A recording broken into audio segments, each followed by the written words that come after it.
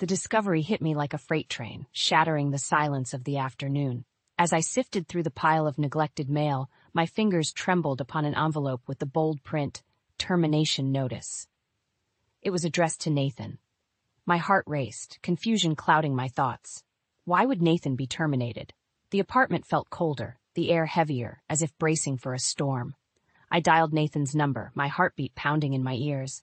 "Julia, what's up? Calling in the middle of the day?" His voice, usually warm, now seemed distant, guarded. "Nathan, I found something odd in the mail. It's a termination notice." "What happened?" I tried to keep my voice steady, but panic laced my words. "I'm on a business trip in Seattle, Julia. Can't talk now. I'm in a me later." The line went dead before I could protest. A business trip? The lie was blatant, almost insulting. Nathan hadn't mentioned any trips. My mind raced, piecing together his recent late nights and evasive answers. Something wasn't right. Needing clarity, I called my former boss, Linda. Her surprise at hearing my voice did little to ease my anxiety. "Julia Wells? This is unexpected. How can I help?" Linda's voice was warm but carried an undercurrent of confusion. "It's about Nathan.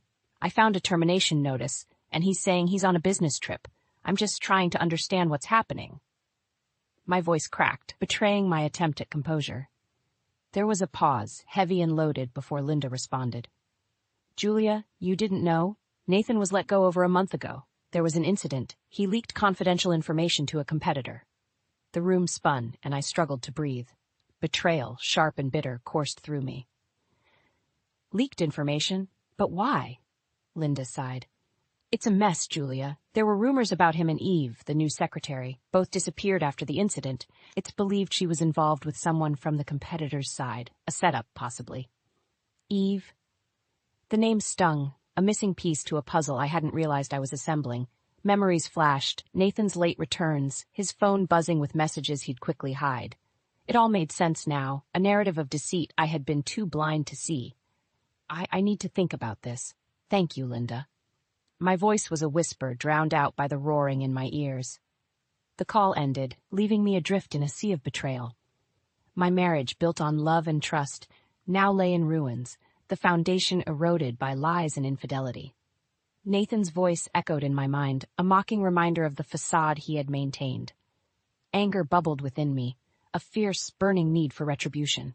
Nathan and Eve, their deceit had not only shattered my trust, but jeopardized my future. They would not get away with this. I would make sure of it. As I stood in the silent apartment, a plan began to form. I would confront Nathan, demand answers, and then I would make them pay.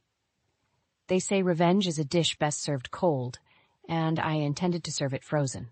With newfound resolve, I packed a bag. It was time to return to my family, to the home where love and honesty still held meaning. There I would heal, and there I would plot my next move. Nathan and Eve had awakened a fury within me, one that would not rest until justice was served.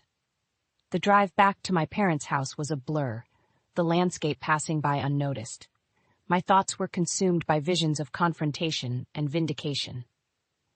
The once cherished memories of Nathan and me now soured, replaced by the bitter taste of betrayal.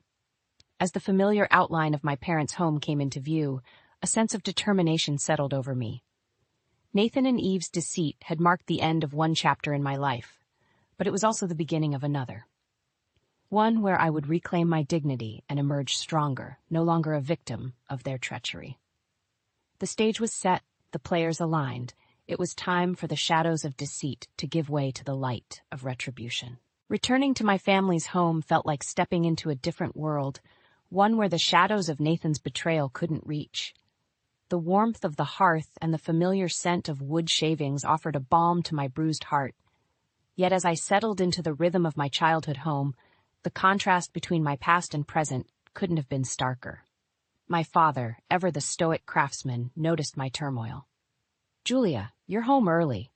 Is everything all right?" His voice, roughened by years of work, carried a note of concern. I forced a smile, the weight of my secret heavy on my shoulders. "Just needed a break from the city, Dad. It's nice to be back."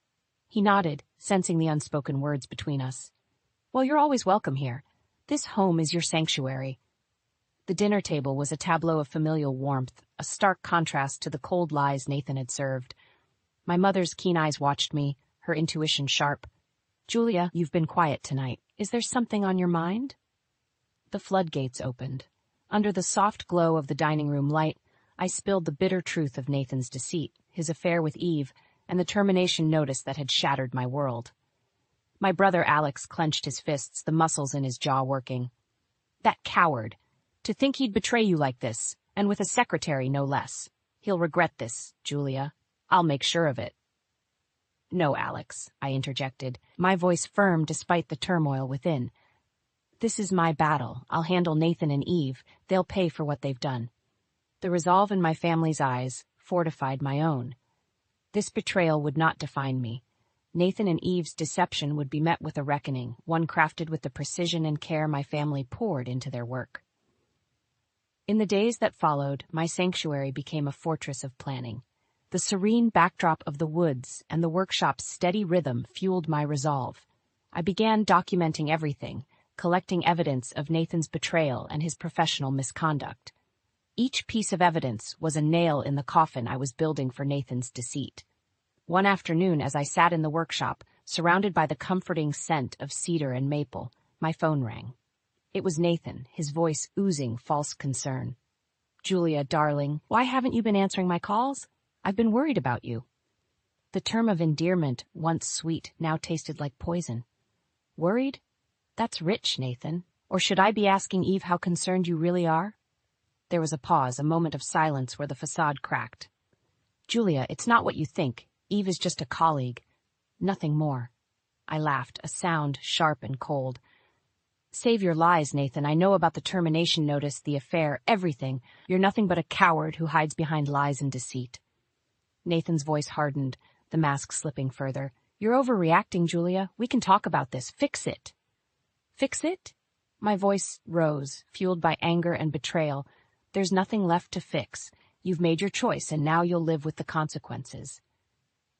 I hung up, cutting off any retort he might have had. The finality of the act was liberating, a declaration of war against the man who had vowed to love and protect me. As the days turned into weeks, my resolve only strengthened. With my family's support, I began to rebuild, finding solace in the beauty of nature and the legacy of craftsmanship that had defined my lineage. My heart, though bruised, began to mend, fortified by the knowledge that retribution was within reach. Nathan and Eve's day of reckoning was coming. The echoes of their deceit would be drowned out by the whispers of retribution, a melody I intended to compose with meticulous care. The stage was set, and I was ready to take my stand. The next phase of my plan unfolded with a cold, deliberate precision. Armed with evidence of Nathan's duplicity and his affair with Eve, I sought legal counsel, ready to sever the ties that bound us in matrimony and deceit. My lawyer, a woman of sharp intellect and unwavering resolve, listened intently as I laid bare the extent of Nathan's betrayal. "As far as cases go, Julia, this one is as clear-cut as they come. We'll file for divorce on the grounds of infidelity and emotional distress. And rest assured, we'll make sure Nathan and his accomplice face the consequences of their actions," she assured me, her voice laced with a promise of retribution. Fueled by a mix of vindication and sorrow, I returned home, where my family awaited, their support unwavering. It was during these moments, surrounded by the comforting embrace of my family, that my resolve hardened. Nathan and Eve's deception would not go unpunished. The confrontation I had longed for came sooner than expected. Nathan, in a rare moment of courage or perhaps folly, arrived at my parents' doorstep, his expression a mixture of guilt and defiance. "Julia, we need to talk. I can explain everything," he began, stepping into the living room where my family and I stood united. "Explain? Explain how you lied, cheated, and risked our future for a fling?" My voice was calm, but beneath the surface, a storm raged. "It wasn't just a fling, Julia. Eve, she understands me in ways you never did," Nathan countered, his words slicing through the air like a knife. The room fell silent, the audacity of his admission hanging heavily between us. My brother Alex stepped forward, his anger barely contained. "You're pathetic, Nathan, to come here into our home and insult my sister with your vile excuses." "Enough," I interjected, my gaze locked on Nathan. "Your words mean nothing to me now. You've made your choice, and I've made mine. We're done, Nathan. I want a divorce, and I'll make sure everyone knows the kind of man you truly are." Nathan's facade crumbled, revealing a glimpse of the cowardice I had come to despise. "Julia, please, let's not make this messier than it needs to be. Think about what you're doing." "I have thought about it, Nathan. Every single day and night since I discovered your betrayal, you're the one who hasn't thought about the consequences of your actions. But you will. Oh, you will," I promised, my words icy. With that, Nathan left, his departure as unremarkable as his presence had become in my life. The door closing behind him felt symbolic, the final chapter of our shared life ending with a soft yet resounding click. In the days that followed, the legal proceedings began. Every step, from filing the divorce papers to serving Nathan with the notice, felt like shedding the weight of a life built on lies. The evidence of his infidelity and the repercussions of his professional misconduct painted a damning picture, one that left little room for sympathy. The community, once oblivious to Nathan's true nature, began to see him for what he was. His reputation, both personal and professional, unraveled, a fitting retribution for the pain he had caused. Eve, too, found herself ostracized, her role in Nathan's life, and their collective betrayal exposed for all to see. As the legal battle waged on, I found strength in my family's unwavering support and the work that grounded me. The workshop, with its chorus of hammers and saws, became my sanctuary, a place where I could lose myself in the beauty of creation and the simplicity of honest labor. Nathan and Eve's downfall was a slow, inevitable spiral, their actions catching up to them in a cascade of legal and social repercussions. The satisfaction of seeing justice served was bittersweet, a reminder of the cost of their betrayal. Yet amidst the chaos, I found peace. The veil of deceit had been lifted, revealing a path forward, one where I could rebuild my life on my terms, surrounded by the love and integrity of my family. The chapter of Nathan and Eve was closing, but mine was just beginning, a narrative of resilience, redemption, and ultimately renewal. In the weeks that followed Nathan's departure and the initiation of our legal battles, I immersed myself in the work and traditions of my family's craft. The workshop, with its timeless rhythm and the scent of fresh wood, became my solace and my strength. It was here, amid the shavings and the sculptures, that a plan began to take shape. A plan not just for revenge, but for reclaiming my life and legacy. My parents, sensing a change within me, offered their silent support, their love a constant amidst the turmoil. It was during one of our evening gatherings, the golden light of sunset filtering through the windows, that my father spoke up, his voice breaking the comfortable silence. "Julia, your mother and I have been talking. We know you're going through a lot, but we also see the strength in you. The workshop. It's always been a part of who we are, and we think it's time it became a part of your future, too." His words, simple yet profound, struck a chord within me. The workshop wasn't just a place of business. It was a legacy, a testament to the values and skills passed down through generations. And now it was offering me a path forward, a way to rebuild and to make Nathan and Eve's betrayal a distant memory. As I pondered my father's words, my brother Alex brought news that added fuel to my resolve. I heard from a friend in town, Nathan and Eve. They're trying to spin the story, make it seem like you were the one at fault. Anger flared within me, hot and fierce. They're trying to tarnish my name? After everything they've done? Alex nodded, his own anger mirroring mine. But they're not finding it easy. Seems your story, the truth, is already out there. People are siding with you, Julia. Nathan and Eve, they're the ones being shunned. The news was a balm to my wounded heart. The community's support was unexpected but deeply appreciated. It reinforced my determination to not only clear my name, but to ensure Nathan and Eve faced the full consequences of their actions. With renewed purpose, I threw myself into the workshop, learning the intricacies of our craft from my father and the other artisans. Each piece I worked on, each design I sketched, felt like a step away from my past and toward a new beginning. And as I worked, I planned. The evidence I had gathered against Nathan and Eve was damning, but I wanted more than just legal victory. I wanted to expose them for who they truly were, to show the world their deceit and their cowardice. My opportunity came sooner than expected. A local community event, a showcase of artisans and craftsmen from our area, was approaching. It was the perfect platform to not only promote our family's work, but to publicly reclaim my story. "I'm going to present at the event," I announced to my family one evening, a sense of purpose infusing my words.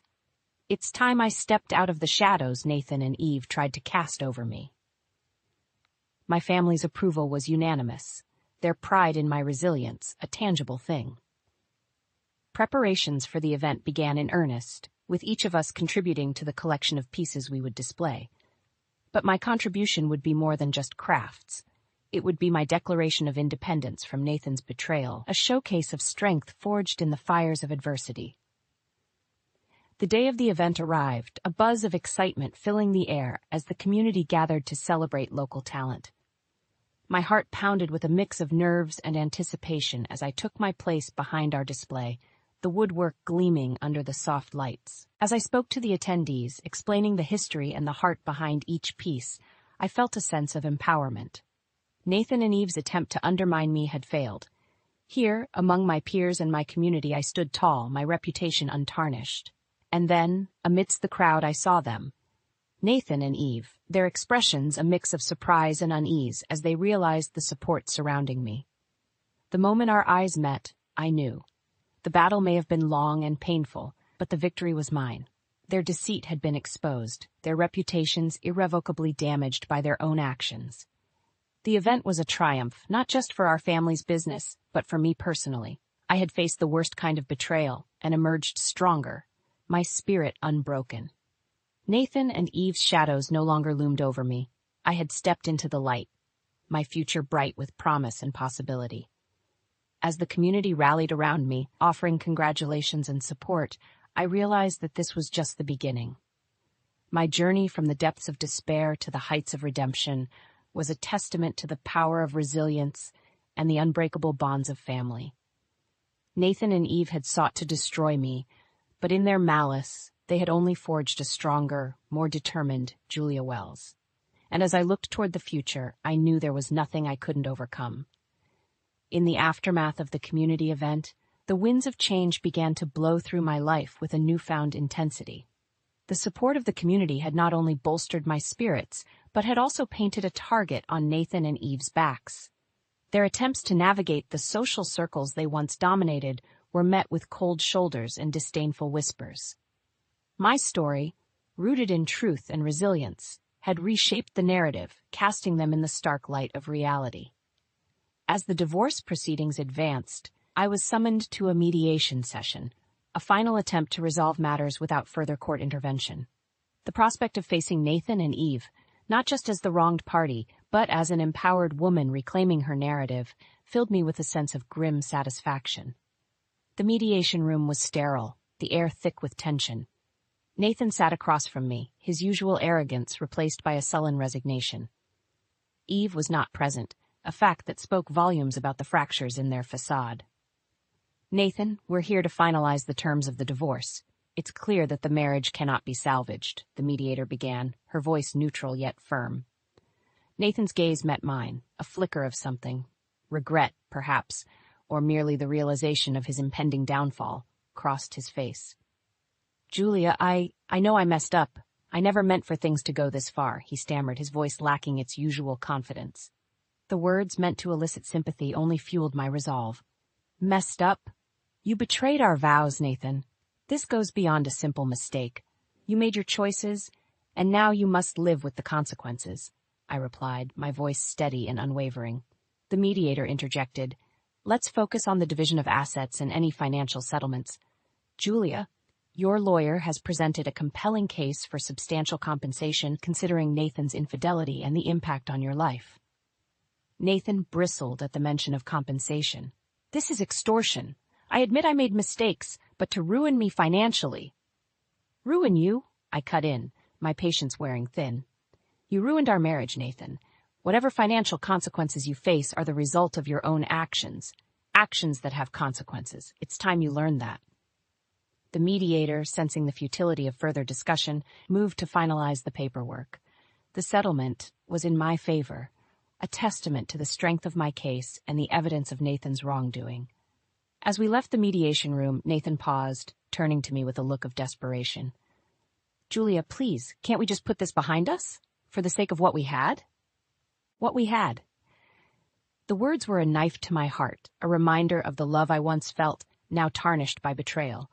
What we had died the moment you chose Eve over our marriage. Goodbye, Nathan. With those final words, I walked away, leaving Nathan and the wreckage of our marriage behind. The legal battle was over, but the fight to rebuild my life was just beginning. In the weeks that followed, my focus turned to the workshop and the burgeoning success of our family business. The community's support had translated into increased interest in sales, a silver lining in the dark cloud of the past months. Yet, as the business thrived, I couldn't shake the feeling of unfinished business. Nathan and Eve's social and professional downfall was a form of justice, but it was the inner work, the healing and rebuilding of my own life, that required my attention. I poured my energy into the workshop, finding solace in the creation of beautiful things. Each piece I crafted was a step towards healing, a tangible representation of my journey from betrayal to strength. The community event, once a platform for my public vindication, became an annual tradition, a celebration of resilience and the enduring spirit of our town. My story, once a tale of pain and betrayal, had transformed into a narrative of empowerment and renewal. Nathan and Eve faded into the background, their attempts to reclaim their former lives thwarted by their own actions. The community, once deceived by their facade, now saw them for who they truly were. As for me, I emerged from the ordeal stronger, wiser, and more determined than ever. The betrayal that once threatened to break me had instead forged a new path, one where I stood tall, unafraid, and ready to face whatever the future held. The seasons changed, as did the narrative of my life. The community event had not only become a cornerstone for our family business, but also a testament to the enduring strength of character over the deceit and betrayal that Nathan and Eve had sown. As the workshop flourished, so did my resolve to move past the shadows of my former life. Yet, the true test of my newfound strength was just on the horizon. A year had passed since the divorce was finalized when a twist of fate brought Nathan and Eve back into my orbit.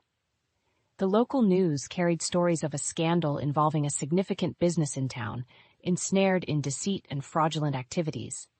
At the heart of the scandal were Nathan and Eve, their actions finally catching up to them in a very public downfall. The community's reaction was swift and unforgiving. Nathan and Eve, once fixtures of the social scene, found themselves ostracized, their reputations in tatters. It was during this time that Eve reached out to me, a desperate attempt to salvage what little she could from the ruins of their actions. "Julia, I know I have no right to ask anything of you, but I'm begging you to listen." Eve's voice trembled over the phone, a stark contrast to the confident woman who had once stood by Nathan's side. "Eve, you're right. You have no right. After everything you and Nathan did, why should I listen to anything you have to say?" My voice was cold, the bitterness of the past still lingering. "I understand your anger, Julia, but it's Nathan. He's in trouble, serious trouble. The business scandal has ruined him, and he's not handling it well," Eve pleaded, desperation coloring her every word. The news of Nathan's downfall, though expected, brought no joy. The man I had once loved, now a shadow of his former self, was a stark reminder of the consequences of one's actions. "Eve, Nathan's troubles are his own making. You both made your choices, and now you must live with them. My life has moved on, and I suggest you do the same," I replied, the finality in my voice leaving no room for further discussion.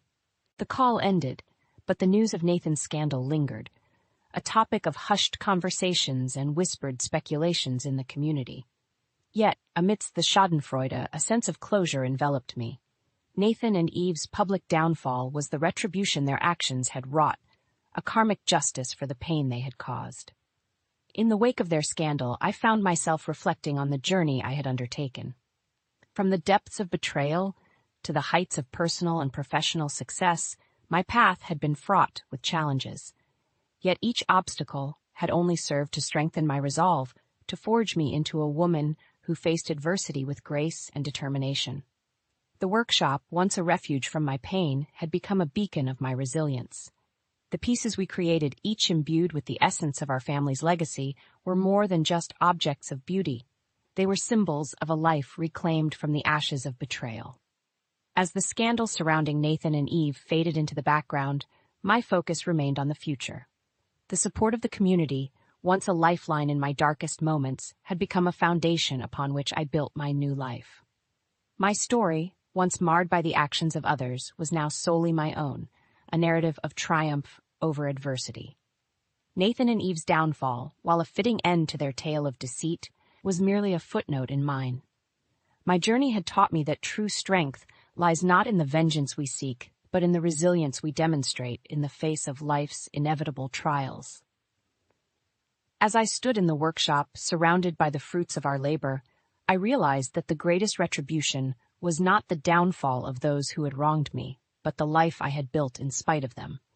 My legacy would not be defined by Nathan and Eve's betrayal, but by the strength, love, and integrity that had seen me through the storm. And so, with my head held high and my heart at peace, I looked toward the future, ready to embrace whatever it held, knowing that whatever challenges lay ahead, I would face them with the same strength and resilience that had brought me this far.